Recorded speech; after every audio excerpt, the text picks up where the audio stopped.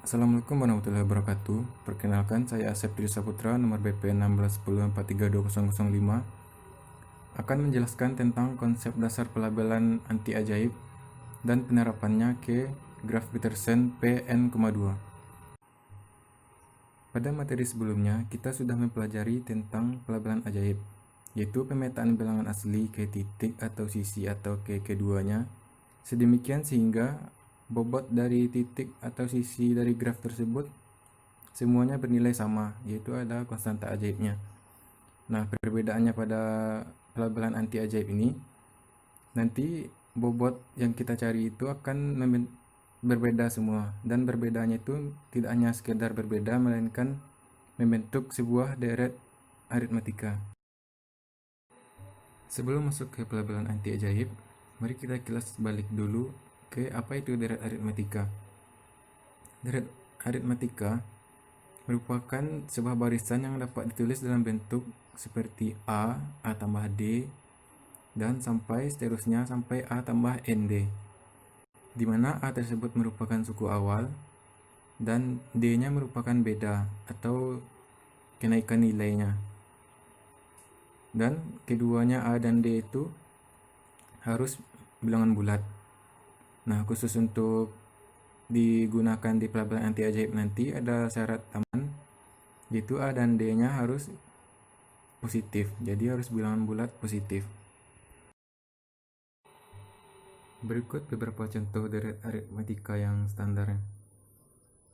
Bisa dilihat Sn itu dengan suku awal -1 dan bedanya 4, sementara Tn dengan suku awalnya 7 dan bedanya -3.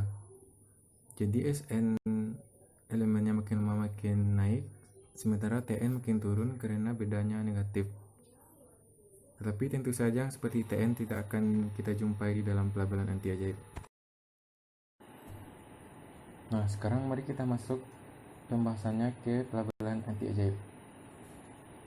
Yang pertama, yaitu jenis pelabelan anti ajaib.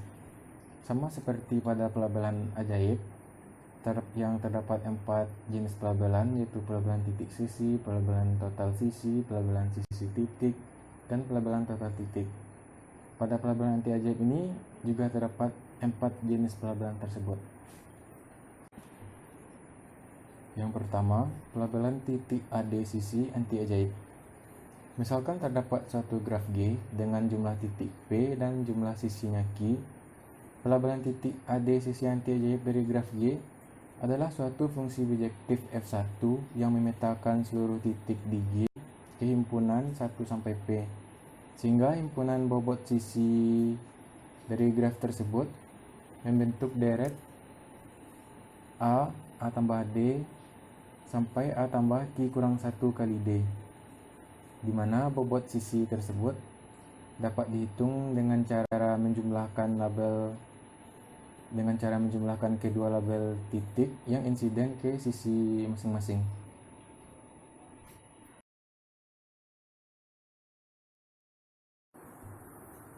Berikut contohnya, sebuah graf C3 yang dilabeli demikian seperti di gambar, sehingga setiap bobot sisinya membentuk sebuah deret, yaitu 3, 4, 5.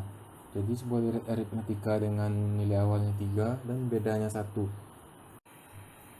Karena itu dinamai pelabelan titik 3 1 sisi anti ajaib. Jenis selanjutnya ada pelabelan total AD sisi anti ajaib, yang hampir sama kayak yang tadi. Cuman perbedaannya sekarang, kalau tadi yang dilabeli cuma titik, sekarang titik dan sisinya dilabeli. Jadi fungsi CF memetakan semua titik dan semua sisi ke bilangan asli 1 sampai P tambah Q, sehingga himpunan bobot sisinya tetap membentuk sebuah deret aritmatika. Nah, untuk menghitung bobot masing-masing sisinya sendiri, letak perbedaannya sekarang karena sisinya juga punya label, jadi bobotnya itu merupakan penjumlahan dari labelnya dirinya sendiri dengan penjumlahan label dari kedua titik titik yang insiden dengan sisi tersebut. Dan berikut contohnya, dapat dilihat pada gambar itu graf C3 yang dilabeli sedemikian sehingga bobot setiap sisinya membentuk sebuah deret aritmatika 9, 11, dan 13. Selanjutnya ada pelabelan sisi AD titik anti ajaib yang memetakan semua sisi pada graf G kehimpunan bilangan asli 1 sampai Q sedemikian sehingga himpunan bobot titiknya membentuk sebuah deret aritmatika.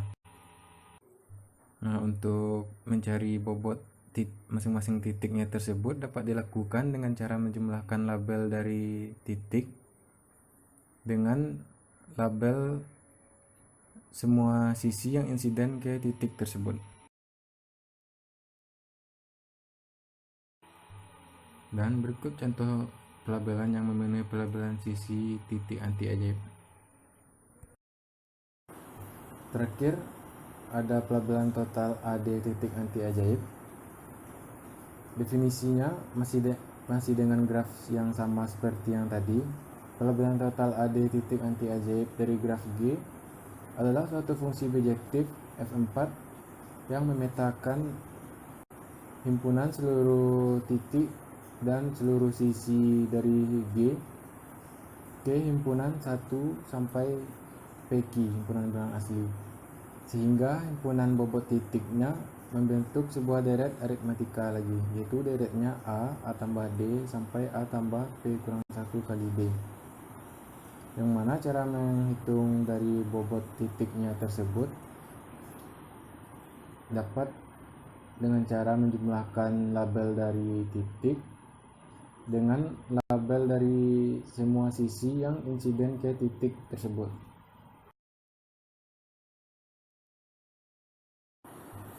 Dan berikut contohnya, yaitu pelabelan total 82 titik anti ajaib dari graf C3 lagi.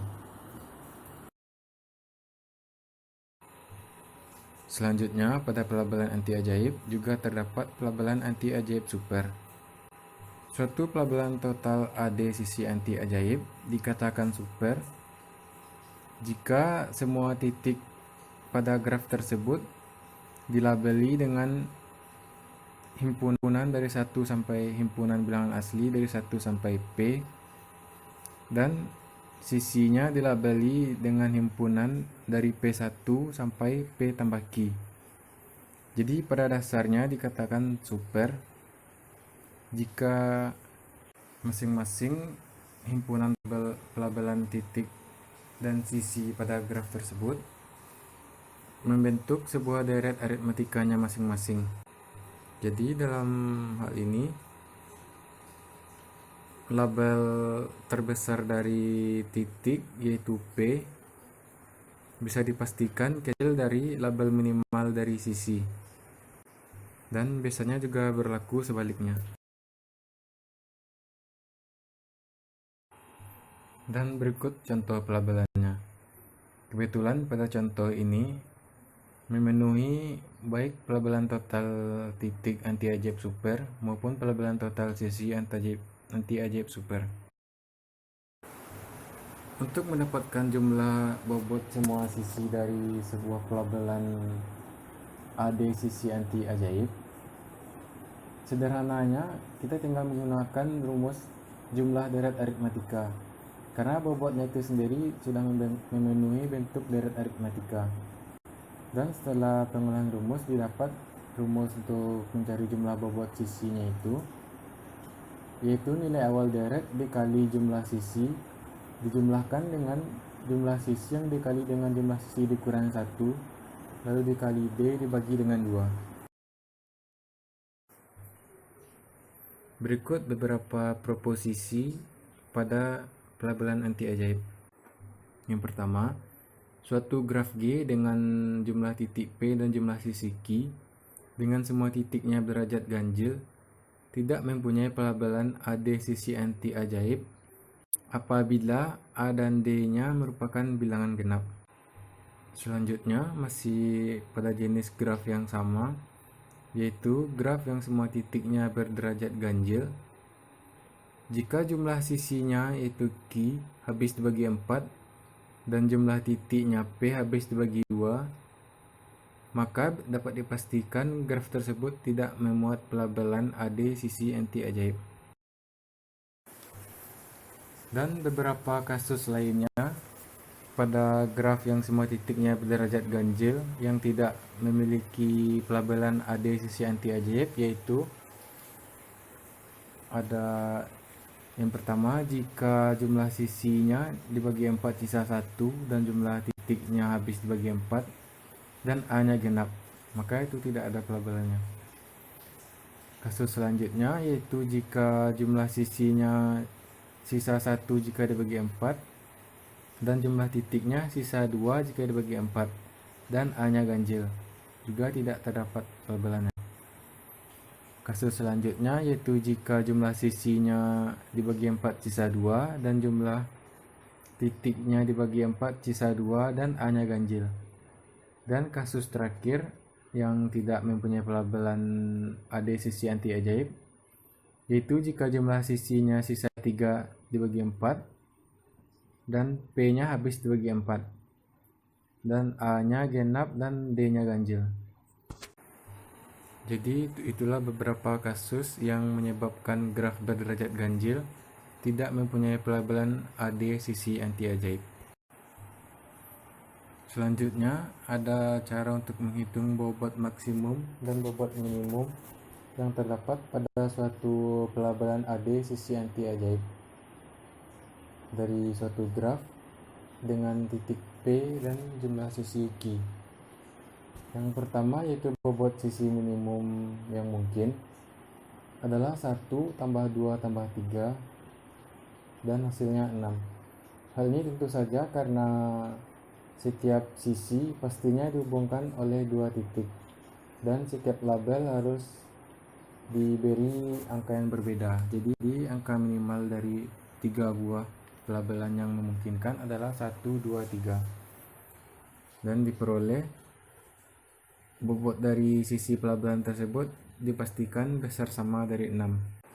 Sementara untuk bobot sisi maksimum yang mungkin adalah penjumlahan dari 3 kemungkinan label terbesar, yaitu P tambah Q dan P tambah Q kurang 1 dan P tambah Q kurang 2. Dan jika ketiganya dijumlahkan didapat kemungkinan maksimum yaitu 3P tambah 3Q kurang 3.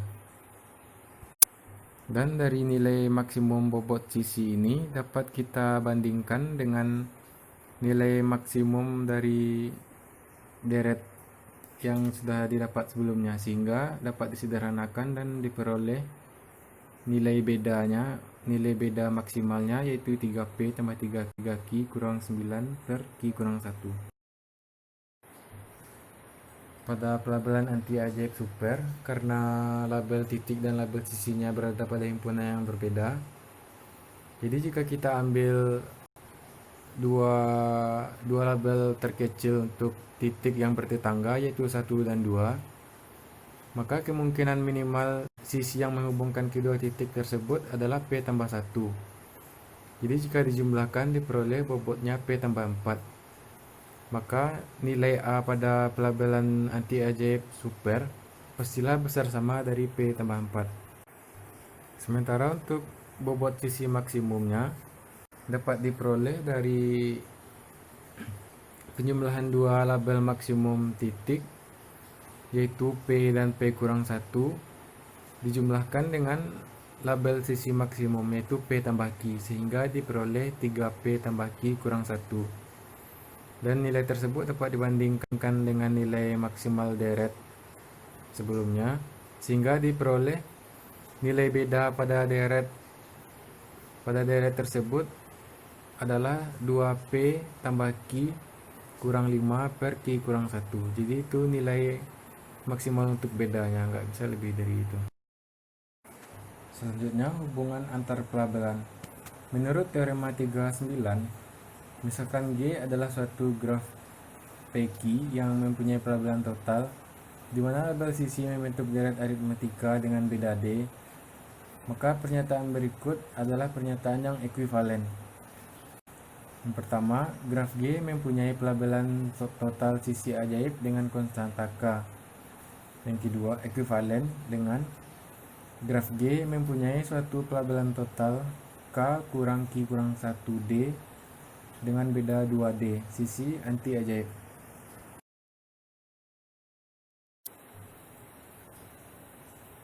Selanjutnya, dual. Jika diberikan pelabelan AD sisi anti ajaib, namakanlah F terhadap suatu graf G dengan jumlah titik P dan jumlah sisi Q, dapat dikonstruksi pelabelan AD sisi anti ajaib lainnya dari F. Misalkan terdapat satu fungsi 1, F yang memetakan titik dan sisi G ke himpunan bilangan asli 1 sampai P tambah Q. Didefinisikan fungsi F aksen memetakan titik dan sisi dari G juga ke himpunan bilangan asli 1 sampai PQ sebagai berikut. F aksen U sama dengan P tambah Q tambah 1 dikurangi dengan FU atau dari pelabelan U untuk sembarang titik U elemen titik dari G. Dan F aksen UV sama dengan P tambah Q tambah 1 dikurangi dengan FUV untuk sembarang sisi pada G. Jelas bahwa F aksen juga merupakan suatu fungsi 1 dari gabungan titik dan sisi G ke himpunan bilangan asli 1 sampai PQ. Dan fungsi F aksen tersebut dikatakan sebagai dual dari F. Pada teorema 3.10, jika F adalah suatu pelabelan total AD sisi anti ajaib pada graf G dengan jumlah titik P dan jumlah sisi Q, maka F aksen adalah suatu pelabelan total 3P tambah 3Q tambah 3 dikurang A dikurang Q kurang 1D dengan beda D sisi anti ajaib dari G. Buktinya, kita misalkan sisi UIVI adalah suatu sisi dengan bobot sisi AID untuk I0 sampai Q kurang 1, maka berdasarkan definisi dual dari F sebelumnya, himpunan semua bobot sisi di G adalah 3P tambah 3Q tambah 1 dikurangi FV1 ditambah FVI ditambah FVI ditambah FUIVI, di mana I-nya 1, 2 sampai Q kurang 1. Yang dapat disederhanakan menjadi 3P tambah 3Q tambah 1 dikurang A tambah ID, di mana I 0, 1 sampai Q kurang 1. Jadi diperoleh bahwa F aksen adalah suatu pelabelan total dengan A-nya 3P tambah 3Q tambah 3 kurang A dikurang Q kurang 1 kali D dan beda D, sisi anti ajaib dari graf G. Sekarang mari masuk ke graf Petersen yang biasanya dinotasikan dengan Pn, M. Graf Petersen adalah graf 3 reguler yang dinotasikan dengan P5,2 yang lalu diperumum dan dinyatakan sebagai Pn, M, di mana N menyatakan banyaknya titik luar dan M menyatakan lompatan sisi dalam. Sedangkan jumlah titik luar dan jumlah titik dalam itu sama, itu sama-sama N. Di mana N-nya itu sendiri harus lebih atau sama dari 3 dan M-nya harus antara 1 sampai nilai floor dari N kurang 1 per 2. Graf Petersen diperumum memiliki jumlah titik V sebanyak 2N dan jumlah sisinya sebanyak 3N.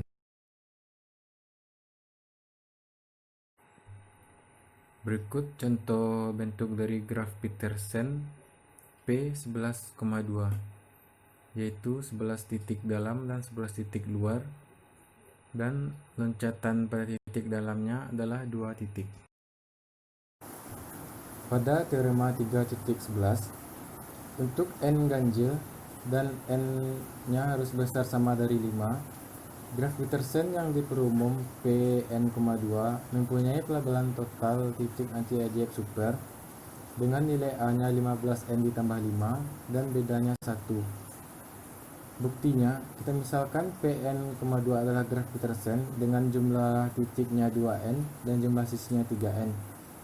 Lalu misal didefinisikan sebuah pelabelan H memetakan semua titik dan semua sisi graf Petersen tersebut ke himpunan bilangan asli dari 1 sampai 5n seperti berikut.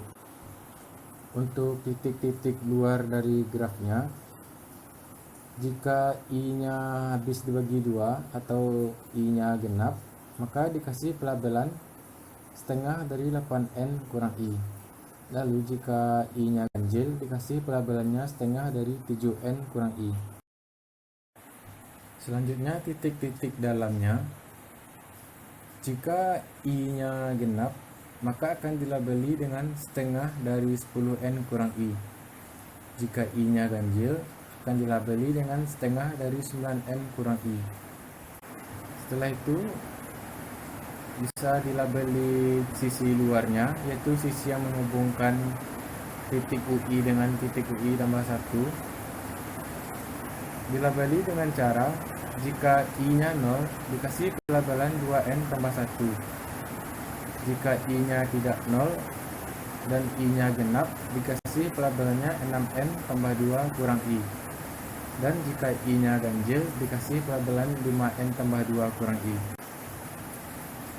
Dan untuk sisi-sisi yang menghubungi titik dalam dan titik luar, yaitu yang menghubungkan UI dengan VI, jika I-nya genap, kasih pelabelan setengah dari 2 tambah I. Jika I-nya ganjil, dikasih pelabelan setengah dari n tambah 2 tambah I. Sedangkan untuk pelabelan sisi yang menghubungkan antar titik dalamnya harus dibagi menjadi 2 kasus yang bergantung pada nilai n-nya. Kasus pertama, jika n-nya bersisa 1 jika dibagi 4, maka sisi VI tambah 2 dilabeli sebagai berikut. Untuk I0 dilabeli n tambah 1. Untuk I yang sisa 1 jika dibagi 4 dilabeli seperempat dari 5n tambah 4 kurang I. Jika I-nya sisa 2 jika dibagi 4, maka dikasih pelabelan seperempat dari 6n tambah 4 kurang I. Jika I-nya dibagi 4 sisa 3, dikasih pelabelan seperempat dari 7n tambah 4 kurang I. Dan terakhir, jika I-nya habis dibagi 4 tetapi I-nya tidak 0, dikasih pelabelan seperempat dari 8n tambah 4 kurang I. Kasus kedua, jika n dibagi 4 sisa 3, maka sisi-sisi dalamnya dilabeli dengan cara yang hampir sama seperti kasus pertama. Hanya saja yang untuk I sisa 1 dibagi 4-nya ditukar dengan rumus I dibagi 4 sisa 3. Jadi sekarang untuk I dibagi 4 sisa 1-nya itu dilabeli dengan seperempat dari 7n tambah 4 kurang I. Sedangkan untuk I-nya yang sisa 3 jika dibagi 4 dilabeli dengan seperempat dari 5n tambah 4 kurang I. Selanjutnya dihitung bobot dari masing-masing titik pada graf Petersen Pn,2 tersebut. Kita misalkan nilainya disimpan ke WH. Yang pertama, bobot dari titik luarnya. Untuk I-nya 0 dan 1 itu diperoleh bobotnya setengah dari 17n tambah 3 dijumlahkan dengan 2 kurang I. Untuk I lainnya yaitu 2 sampai n kurang 1 didapat bobotnya setengah dari 19n tambah 3 dijumlahkan dengan setengah dari 4 kurang 2i. Sedangkan untuk bobot titik dalam, walaupun tadi pelabelannya terbagi jadi 2 kasus, jumlah bobot yang didapatkan tetap sama, yaitu untuk I0 dan 2 nya memiliki bobot setengah dari 15 N tambah 5 tambah setengah dari N setengah dari 2 kurang I. Lalu untuk I-nya 135 sampai N kurang 2 memiliki bobot setengah dari 16N tambah 4 dijumlahkan dengan setengah dari 3 kurang I. Lalu untuk I lainnya yaitu 4, 6, 8 sampai N kurang 2 diperoleh bobotnya setengah dari 17N tambah 3 dijumlahkan dengan setengah dari 4 kurang I. Dan jika kedua himpunan bobot tadi yaitu himpunan bobot titik dalam dan himpunan bobot titik luar digabungkan, maka akan diperoleh hasilnya yang setelah diurutkan menjadi setengah dari 15N tambah 5, lalu setengah dari 15N tambah 7 sampai setengah dari 19N tambah 3, yang mana bentuk ini memenuhi bentuk deret aritmatika dengan nilai awal setengah kali 15N tambah 5 dan bedanya 1. Jadi terbukti untuk graf Petersen Pn,2 memiliki sebuah pelabelan total AD titik anti ajaib. Selanjutnya, karena himpunan label terkecil diberikan kepada himpunan sisi dari graf Petersen, maka graf tersebut dapat disebut maka pelabelan tersebut dapat juga disebut pelabelan super. Dan berikutlah jadinya jika rumus yang tadi kita aplikasikan ke contoh graf P11,2 yang sudah diperlihatkan sebelumnya. Baiklah, cukup sekian penjelasan tentang pelabelan anti ajaib super. Terima kasih atas perhatiannya. Assalamualaikum warahmatullahi wabarakatuh.